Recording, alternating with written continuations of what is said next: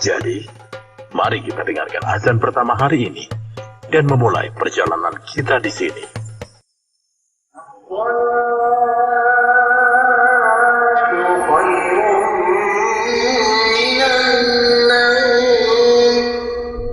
Kami menemukan pemilik asli Konya melalui azan ini. Masjid di Bukit Aladin ini seperti perhentian pertama dari perjalanan ini. Kami punya waktu 16 jam dan 59 menit untuk pemberhentian terakhir kami. Kami ingat ucapan seorang wali dan didengar oleh jutaan orang. Inilah panggilan yang membuat negeri-negeri ini bahagia dan membuat para gubernur mengabdi kepada Allah. Itu berasal dari masjid ini. Untuk memulai perjalanan kami mendirikan salat di Masjid Aladin.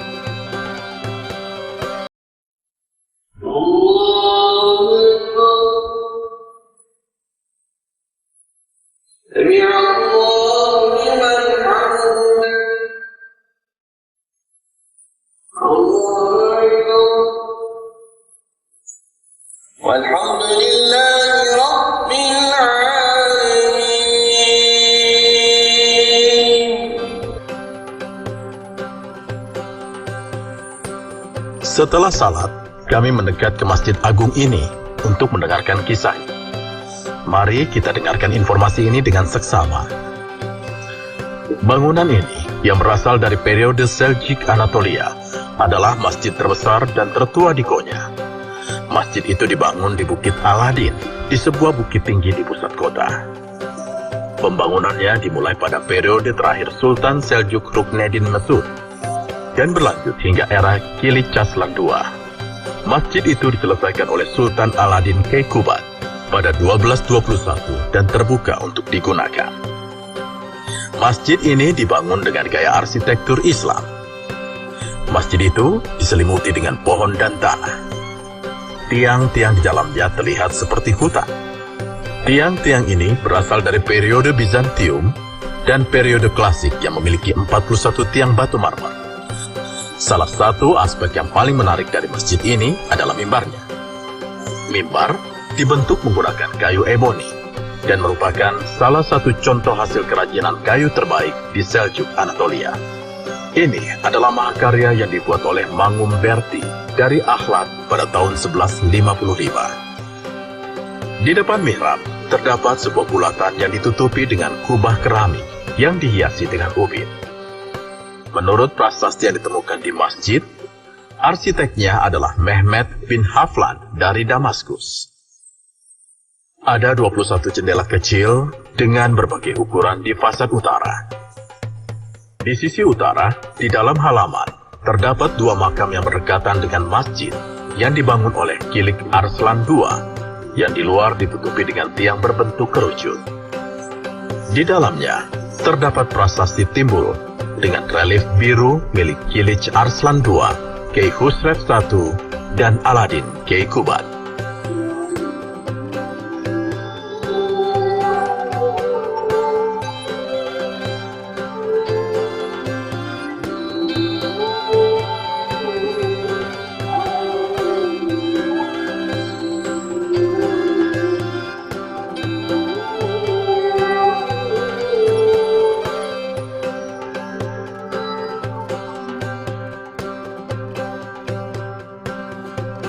Menurut rumor, Sultan Aladin Keykubat ingin membangun istana di Konya.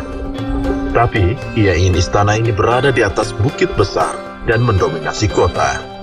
Tentu saja tidak ada tempat seperti itu, karena di sekelilingnya adalah tanah datar. Sultan segera mengeluarkan dekret. Dia memerintahkan semua orang untuk membuat tanah dan menumpuknya di suatu tempat. Orang-orang membawa dan menumpuk tanah dalam karung dan gerobak. Akhirnya, sebuah bukit besar terbentuk. Seiring waktu, bukit itu diberi nama Bukit Aladin. Dikatakan juga bahwa sekali lagi, Konya terdiri dari bukit ini dan sekitarnya dikelilingi oleh tembok dan dilindungi olehnya. Ternyata, ada sebuah bukit yang membentang di sini. Konya memiliki 6 rute antar kota. Mereka semua mengarah ke Bukit Aladin. kita dapat memasuki salah satu provinsi tetangga tanpa dokumen apapun.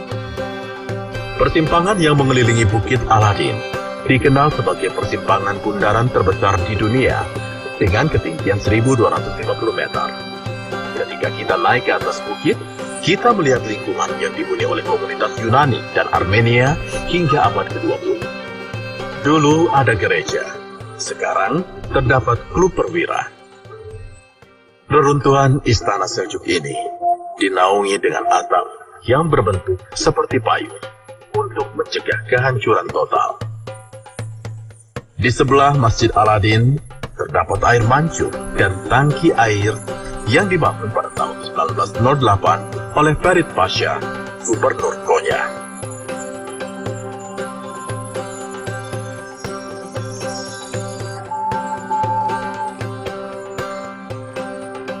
Ibu kota negara bagian Seljuk Anatolia ini adalah salah satu kota bersejarah yang langka di abad pertengahan.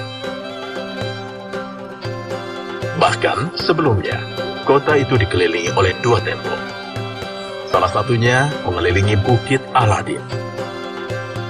Di bukit ini, yang konon bertahan dari masa Neolitikum, terdapat bangunan penting pada masa Bizantium. Untuk melindungi bangunan ini, bukit dilindungi oleh benteng berbentuk tembok tinggi. Lingkungan dan jalan-jalan sebagian besar terletak di luar tembok ini, dan di luar area ini adalah kebun anggur, kebun-kebun, dan ladang berada di tempatnya.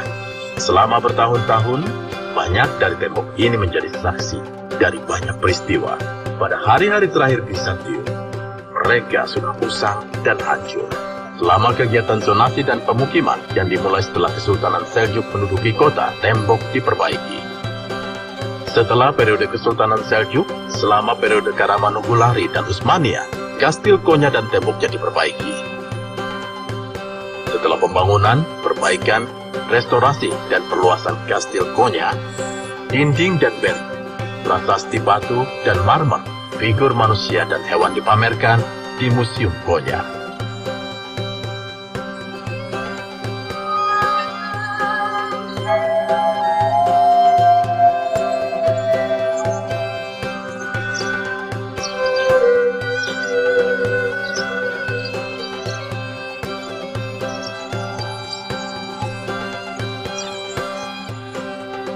Suatu hari, Sams menghilang.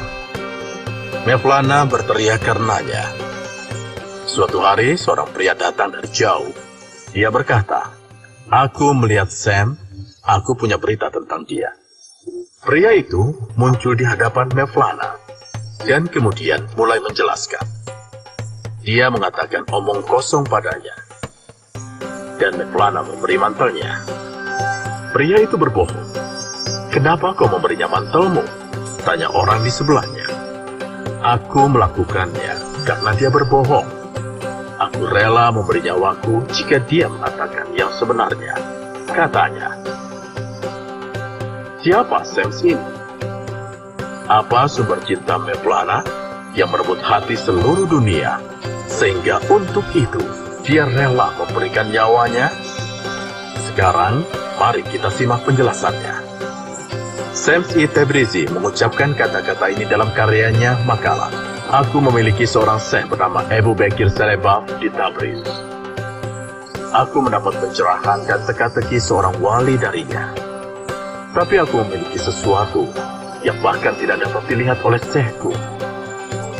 Hanya Mevlana yang mulia yang melihatnya. Dia berusia 60 tahun ketika dia datang ke Konya pada hari Sabtu pagi di tahun 1244. Sebelum kemuliaannya di mata Mevlana dan Cakrawala Konya, dia mengembara ke kota-kota dan melayani yang diberkati. Dia terkadang bekerja di madrasah dan terkadang melakukan pekerjaan kecil. Karena dia selalu mengenakan kain hitam, para pendiri tarekat yang memanggilnya Kamil Tabrizi dan Sams Perentin, karena dia sering bepergian. Ini adalah kisah bagaimana dia bertemu teman baiknya Mevlana. Suatu hari, Mevlana meninggalkan madrasah Pamuk Cular dan menaiki kudanya menemui murid-muridnya dan berpapasan dengan Shams Tabriz. Shams menoleh ke Mevlana dan berkata, "Kenapa Nabi Muhammad SAW? Kenapa Allah Subhanahu wa Ta'ala? Aku memuliakanmu. Kami tidak layak untukmu." Dan Bayezid bertanya. Dia bilang dia akan membebaskan dirinya dari kekurangan apapun. Kemudian Mevlana pun menjawab, Bayezid adalah seteguk darah, cangkir kebijaksanaan yang segera terisi. Namun rasa haus Nabi Muhammad SAW semakin meningkat. Dadanya dibuka oleh Allah Subhanahu wa Ta'ala. Ia selalu mengungkapkan rasa hausnya. Ia ingin lebih dekat dengan Allah Subhanahu wa Ta'ala setiap hari. Setelah mendengar jawaban ini, Shams menemaninya dan menjadi guru agamanya.